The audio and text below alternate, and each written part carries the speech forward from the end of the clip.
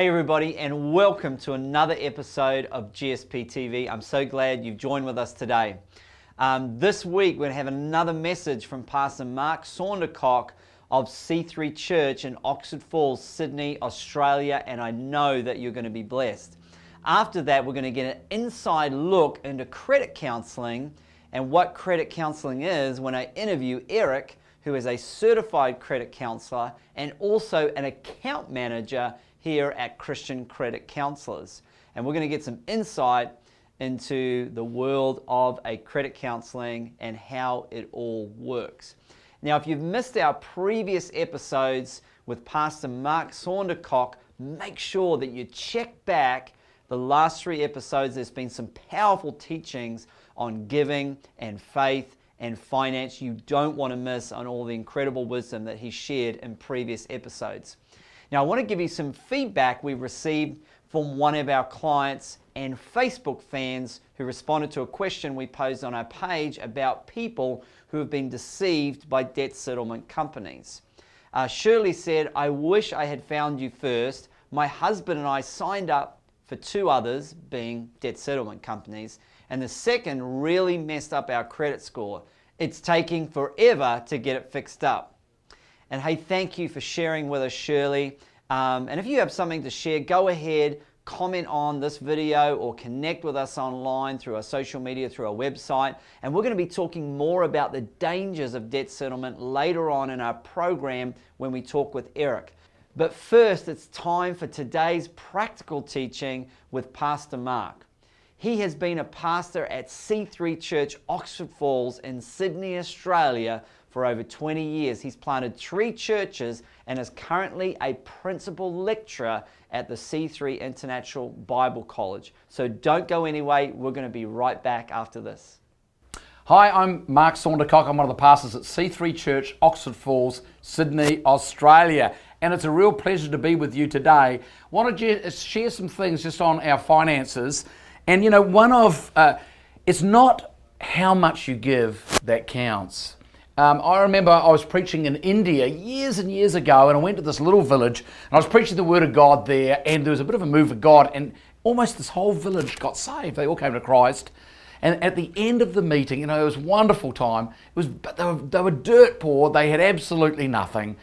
And this little lady came at the end with 3 rupee. And at that stage, a rupee, I think an Indian rupee was worth like 7 US cents. So she had 21 cents and she gave it to me. And she said, "Give this to God." And that was the most precious and wonderful offering I've ever had in ministry. It was only 21 cents, but because it came out of such poverty, I was just so thrilled and so blessed. And so I want to share actually a scripture today from the Gospel of Luke, Luke chapter 21, about a very similar situation that Jesus encountered. In Luke 21 verse 1, it says, "As Jesus looked up, he saw the rich putting their gifts into the temple treasury." Interesting that Jesus in the temple placed himself at the offering basket so he could see what people were putting in. So what we give in church is important to God. Verse 2, he also saw a poor widow put in 2 very small copper coins.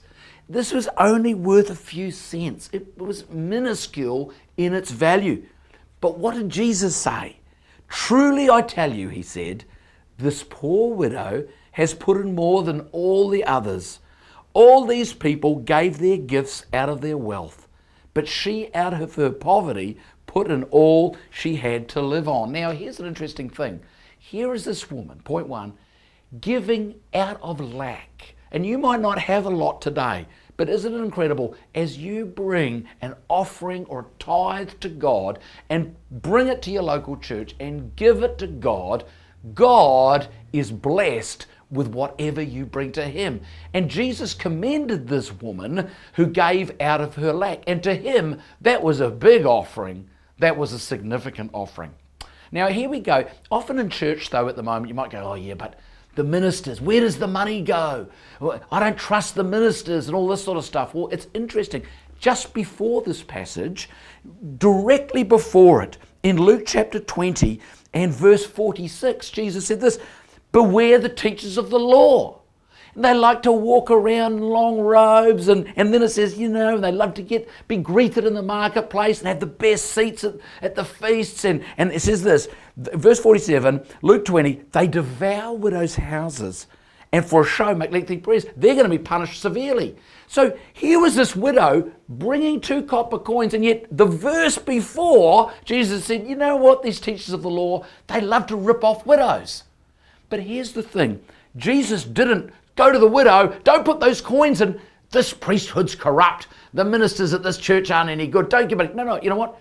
She wasn't giving to the priests. She wasn't giving to the teachers. She wasn't giving to the Pharisees. She was giving to God. And so now we need to be wise in how we give, and we need to put our finances somewhere that's going to bring forth fruit and is going to be profitable for the extension of God's kingdom, of course. But at the end of the day, we're not giving to people, we're giving to God. Other people say, you know what, I don't want to give to a building, I'm not interested in buildings. You know what, this woman put it in the temple treasury. Now, straight after she gave, in verse 5, as they left the temple, some of the disciples are saying, boy, look at this temple. Look at the beautiful stones. It's wonderful. What a great building. And Jesus in verse 6, he said this, as for what you see, the time will come when not one stone will be left on another. Every one of them will be thrown down. So Jesus knew that in the future, the Romans under Titus were going to come, wipe out Jerusalem, tear down and completely destroy the temple. But here's the thing. Again, did he go to the woman and say, look, don't give it into the temple treasury because all these stones are going to be torn down. It's going to be terrible. I don't know. Now keep the money for yourself. No, he said, you know what? She wasn't giving to the temple. She wasn't giving to a physical house. She wasn't giving to bricks and mortar. Ultimately, she was giving her finances to God. And so, my friends, as faithfully every weekend, as we go to church, as we go into his house, you're not giving to people. You're not giving to bricks and mortar or a building. Above and beyond all of that, you are giving to God. So every weekend, bring your finances to God's house. Give it to him, and God will bless you and everything you have. Father, right now, I just pray for every person, and I ask that you would bless them and their finances, and as they sow it into you and the extension of your kingdom, you would bless them abundantly. In Jesus' name, amen. Great to be with you today. I look forward to seeing you again soon, sometime. Hey everybody, I hope you enjoyed that practical teaching with Pastor Mark Saundercock, and we can't wait to have him back on the program in the near future. Coming right up, I'm going to be interviewing Eric, who is a credit counselor and account manager here at Christian Credit Counselors. He's going to be giving us some insight into what credit counseling is, how the credit card refinance program works, and he just might be the person you talk to when you call in to get help. We're going to be right back. Hey everybody, and welcome back to GSP TV. With us here in the studio today, we have a very special guest, Eric, who is a certified credit counselor and also an account manager here at Christian Credit Counselors. Thanks so much for joining us today, Eric. I appreciate your time. Happy to be here. And we've got some questions for you about credit counseling and what you do and what people can kind of expect when they call or maybe submit an online form online. So really, what can people expect when they first talk with a counselor? It's a free call, it's a free consultation. What happens? Well, of course, the first thing that we want to do is we want to address the issues of the individual. Yes. So nobody calls us because things are going great, maybe they had some problems, they've gotten that credit card bill that's starting to itch up there. So what they can expect is get a counselor on the line that understands their situation, that's been trained in finance to really go over both their budget, their credit cards, as well as other issues that might come up, And as Christians, obviously, we want to make sure that we understand that we're not trying to get them to do something that they don't necessarily feel comfortable with. We share their faith, and so we use that biblical-based finance to really reach out and help you not just be better with your finances, but be better with your faith. Yeah, no, I think that's really great. Now, okay, so they call, they talk to a credit counselor, talk us through the process of, you know, they've got credit card debt, they need help. What's some of the first, what kind of questions are they going to be asked? What kind of information are they going to need to provide? All right. Well, first of all, you know, you need to be prepared whenever you call. What you need to have is your most recent statements in front of you. Right. What that's going to allow you to do is give us the information that we need to assess your situation overall. Right. So what we're going to ask you simple things like what's your balance owed, what's your monthly payment, what's your current interest rate, as well as go over a detailed budget. So having a budget that you use, whether it's on an envelope or a spreadsheet, is also helpful because it's going to help us determine what sort of help we can provide. Okay. And what kind of debts do we handle? I mean, mostly it's credit card debt, but what other debts that people have that they may be able to enroll in the program if the program is right for them? And then there are some specific debts that we do handle and some that we don't. Okay. Most people will have credit cards, medical bills, collection accounts, as well as maybe some unsecured loans with banks or other financial institutions. Right. Things that we don't normally handle, which is important to know, are debts with the IRS. Right. But we can provide you with information so that you can actually seek that help. So even though we might not help you, there are other options that we want to open up for you. Okay. Now, so let's say that, you know, someone calls, they have all their credit card details so they can tell you which creditor it is and what's the interest rate, what's their monthly payment. Now, what qualifies someone to enroll their credit cards in the credit card refinance program? It's real simple, actually. What qualifies you is our ability to help you. Yeah. Most of the time, we're going to be able to lower the interest rate, the payment, or both. Okay. That's going to provide you more money for your budget and get you in better financial footing. That's really the main qualifier right there is, are we able to provide you something better than what you already have and to get you out of debt within the 3 to 5 year time frame that we're really hoping to get you out of debt in. Yeah, no, that's great.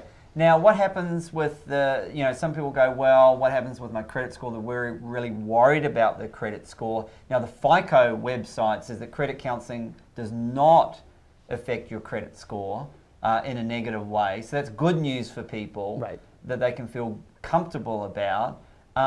So should they really be worried? I mean, there's really no worry as far as your credit score is concerned. Yeah. Obviously, whenever you enroll in a refinancing of your credit, there's going to be some changes, but they're going to be for the better in the long run. Right. You're going to have less of a liability. You're going to build good credit history, as well as make yourself into a person that's going to have the ability to gain that top credit score once you've managed your finances and gotten into those good spending habits and credit habits that sometimes we lack or just don't know about. Okay.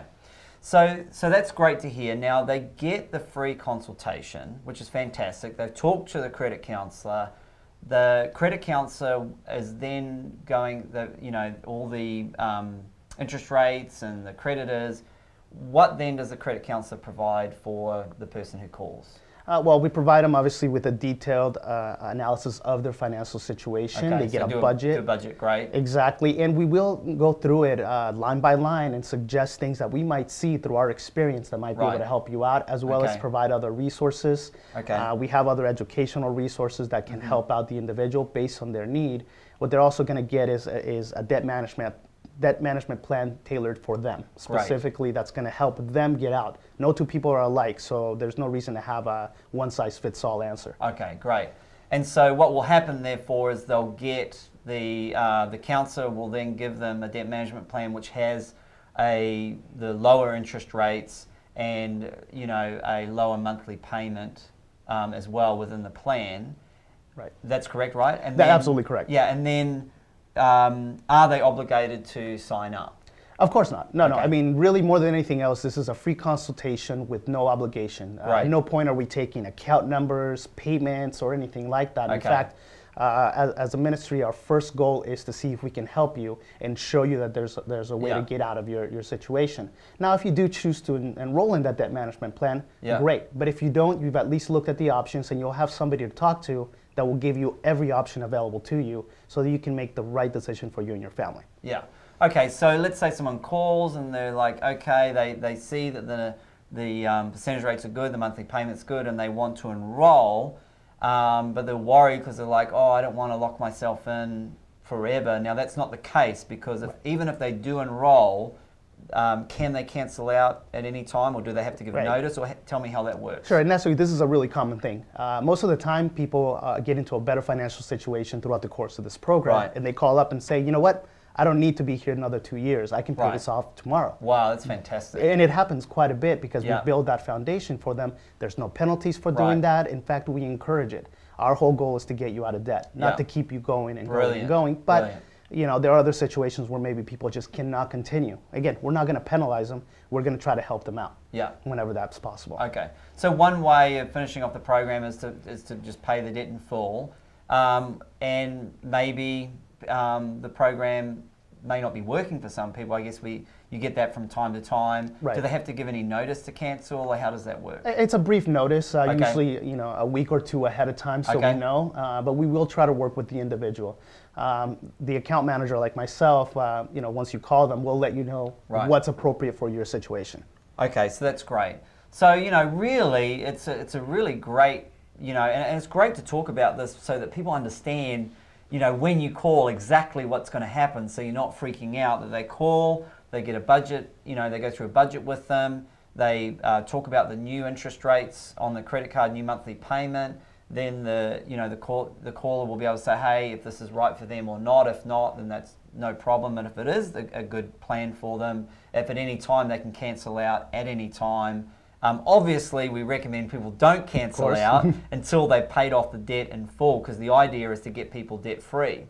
So the next question I have relates to, what are some of the common questions that people have when they call for the first time? One of the first things they're going to ask is, can you reduce my debt? And that's a really common misconception, that what we do is restructure your debt in a way that you have to pay less. That's not the case. That is what hurts your credit. What we do is we pay your debt in full through monthly payments, building that good credit history to help you with your credit. That's why FICO says it doesn't hurt you. Other common questions are, if I'm behind, can you help me? Of course. You can be behind, you can be current. Our whole goal is to keep you current if you're current, or get you caught up if you're behind already. Which is a big deal for a lot of people, since they get those monthly calls or weekly or sometimes daily calls from creditors. And lastly, one of the other big questions that we get is, will I be able to refinance my house or my home later on? We provide documentation for other financial institutions showing your payment history, and that this program is above and beyond the best solution for taking care of your debt. No, that's really good to know.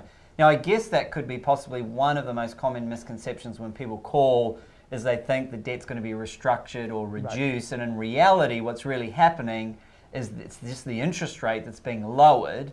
So, we're saving people on the amount of interest that people have to pay back. So instead of them, possibly paying 40 or 50 grand in interest, and it taking them 30, 40, 50 years or forever to pay off, the credit card refinance program actually lowers the amount of interest that they have to pay back, meaning that they pay back less money in a shorter period of time. Now, usually, how long does it take people to pay off the debts if they do enroll in the refinance program? Right, through the refinance program, just like you mentioned, it lowers those interest rates, which means that more of the money is going towards the principal. By doing that, what's going to happen is you're going to pay your debt off within 3 to 5 years. Our program does not go beyond those 5 years. If you maintain your payment every single month, 5 years is the top. The average, though, is closer to 3 years. Wow. And if you look at your statement now, if you have a statement right now, go look at it. There's a little box that tells you if you pay the minimum payment, it'll be 15 to 20 years. That's now imagine paying something similar and paying it off in 3 years. That's amazing. And it has to do with that interest rate. That refinance really makes a difference. No, that's amazing.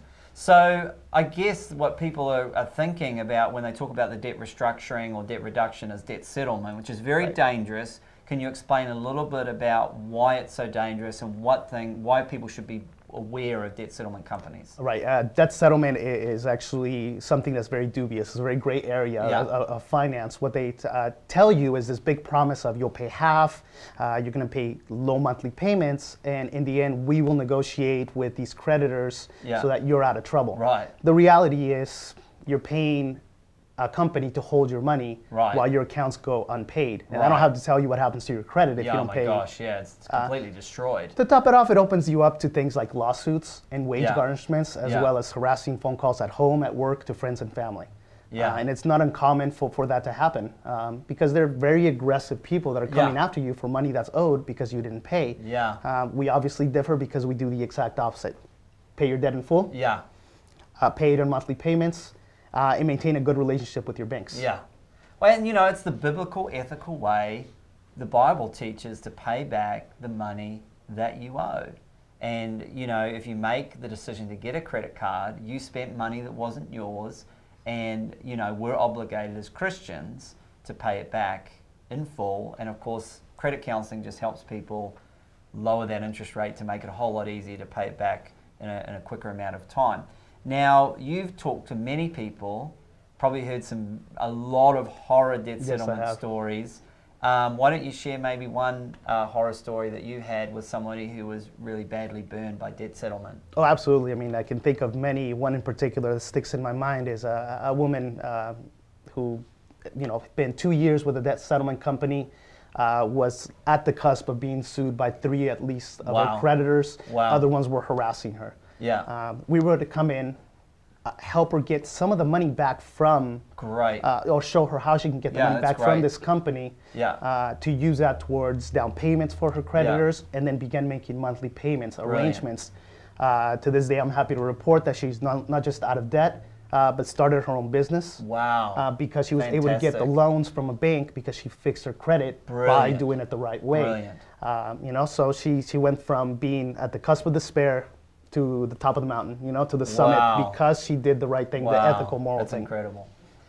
Now, and honestly, debt settlement just seems too good to be true, and it is too good to be true because people get burned. They see the, quick fix. They've for whatever reason, they've got themselves into a bad place, whether it's been circumstance or just poor decisions, and then they're looking for the easy way out. But debt settlement promises to be the easy way out. But more often than not, 9 times out of 10 is an absolute disaster. So, I like what you said. It's the ethical way, it's the right way, it's the biblical way to help people get out of debt. Stay clear of debt settlement companies. And at the end of the day, here's the deal. If you want to stop paying your creditors, you don't need a company to do that for you. You can just stop paying your creditors and try and play hardball with them. So. So as a credit counselor, it was your job, certified credit counselor, it was your job to explain the program to people. Now you're on the account management side for the most part. Explain a little bit about what you do there and how, now people have signed up and they get to talk to you. What are some of the things that you help people with? The great thing is that I get to work with people every single day for the next 3 to 5 years, and I get to watch their transformation. What they get when they come over to my department now is they get to talk to somebody that follows their account on a month-to-month basis, who is able to contact their creditors in case of a problem or an issue.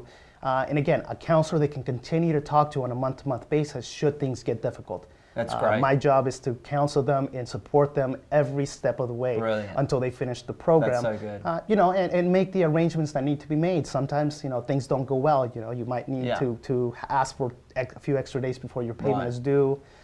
Maybe you need to make other arrangements. Maybe you need to increase your payment to get out of debt faster. My job is to continue to service that account and continue to help the individual to get out of debt so that they're not alone. Okay. Now, what if some people, their English is their second language?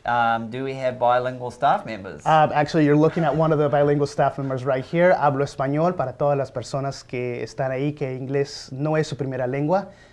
Essentially, if your English is not your first language, we do have somebody you can speak to. Brilliant. We will try to make those accommodations, of course, for them. We want to make sure that everybody gets this help, fantastic. not just the people that can, that speak English. We understand, in fact, that the Hispanic community was burnt badly by credit cards because of that language barrier. Oh, wow. So we try to make that, let it Very be known good. that this education's out there for them as well. I love that. Now, final question. Is there a verse, a Bible verse that you live by, or a motto that you live by, that may be able to help somebody out there today, inspire somebody? You know what? Oh, no man, nothing, give me a second. In Romans. Romans, yeah. Yes. Again, I can't think of it. I have it. Oh, no man, nothing. I think it is except to love and honor. Love one another. Yeah. Essentially, Fantastic. I mean, really, it's not about the money. The Yeah. money is really secondary. When it comes down to is the people. Yeah. I'm here to help you as a Christian. I want other Christians to know that there's help for them. Yes. And that we'll help them with the finances. Because Yeah. in the end, that's Jesus, God. All He wants is our heart. Yeah, and I like that. It's great wisdom. Own no man nothing. Except with love and loving one another, and absolutely fantastic. Well, thank you so much for coming. Anytime. On the show today. We really appreciate that, and we hope to have you on again sometime in the future. We'll circle back with you and hopefully have some more encouraging stories that you've shared and how we've helped people that have found themselves in a financial hole. And I hope you enjoyed that, and we're going to be right back in just a moment. Hey everybody, I hope you now have a better understanding of the differences between credit counseling and debt settlement. It's always nice to hear from someone who deals with these situations every day and knows what concerns people have when they call for help. So if you're interested in finding out more about our services here at Christian Credit Counselors and how the credit card refinance program may be able to help you, please call the number on the screen or visit the website that is also listed on the screen, and we'd love to help you out. So this brings us to the end of our program where we share a money saving tip. And guess what's coming up? Well, Valentine's Day. Or anti-Valentine's Day if you celebrate that. I hope not. You're either the type of person who wants to completely splurge on your significant other, or you're always dreading having to not only find a gift, but then find the money to pay for that gift. So let's kind of meet in the middle. There are a couple of ways you can treat your Valentine without breaking the bank. Number one is try and reenact your first date. Chances are it wasn't that extravagant, and your Valentine is sure to love the thoughtfulness. Number two is choose a smaller local restaurant for dinner. There are tons to choose from, and many times smaller translates to romantic and less expensive. And number three, if you're stuck on the traditional Valentine's Day dinner and gift, check out your local Groupon or Living Social Deals. They have several Valentine's Day themed specials right now, and there are restaurants and products for you to save on. So make sure that put a lot of time, thought, and energy into being a great Valentine on Valentine's Day, or spoil your significant other, but you don't have to break the bank and go into debt to do so. Well, that brings us to the end of our show today. I'm so glad that you've joined with us. I pray that you've been blessed by all the incredible wisdom and teaching and tips that we've been able to impart today. God bless you, and we'll see you again on next week's episode of GSP TV.